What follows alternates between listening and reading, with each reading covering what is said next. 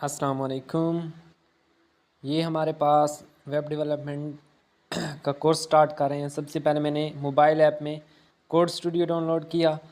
अगर आप के पास लैपटॉप है तो लैपटॉप में क्या करना है, मेरे चैनल पे आए, उसका पूरा कोर्स वहाँ पे पड़ा हुआ है। वहाँ पे VS कोड हमने इंस्टॉल करना है।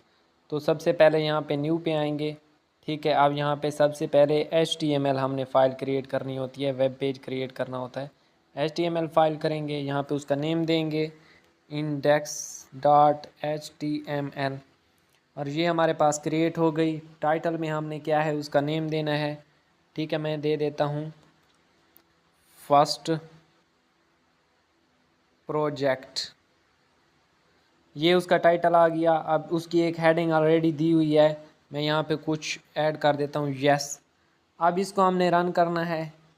ये देखें लिखा हुआ आ